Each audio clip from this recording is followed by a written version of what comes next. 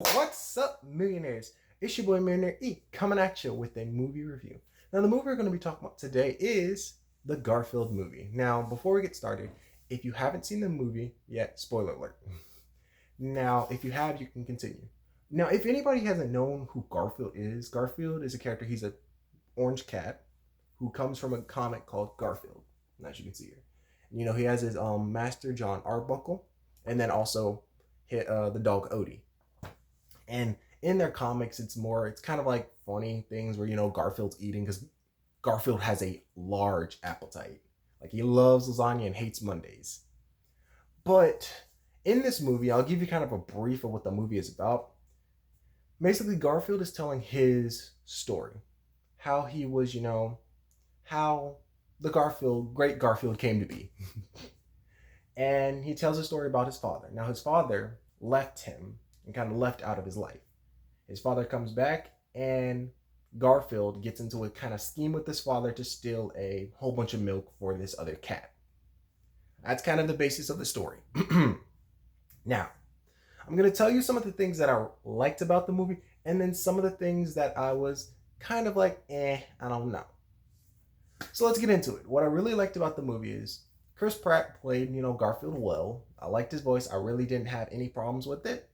And what's funny is when he first started to beginning to talk about the movie Garfield, it was almost kind of like a fourth wall break because he was like, this is my, how I came to be. Almost similar to The Emperor's New Grooves, Cusco, where he's, talking through his movie, which is funny.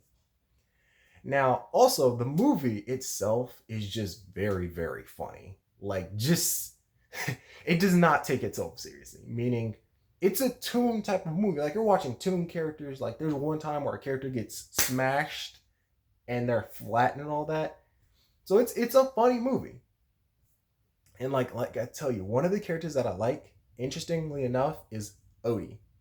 And the reason why is because Odie, from like one of the Garfield series that I watched, Odie seemed like he was just really like that dumb dog that you throw a bone at. Odie in this movie seemed like he was like super smart. Like he could do anything and everything. Like there was one time he was literally building a hammock. He, like I said, he's a really smart dog. And I was like, Odie is that type. He's that bro that you want. So he was really cool. Now, I will say, getting into some of the stuff that I really was kind of like about is while I was watching this movie with my uncle, I was kind of like, you know what? I was criticalizing or kind of, like, okay, that's not that, that's not that.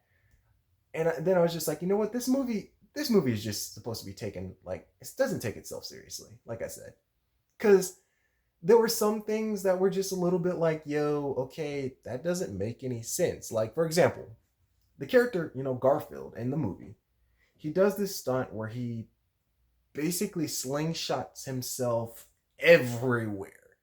And what he hits is a Garfield balloon, like a float balloon, like one of the things at the Macy Day Parade.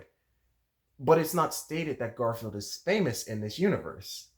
So it's just like, okay, there's that. And then another plot point was like, in the world, animals can talk, but the humans don't understand the animals.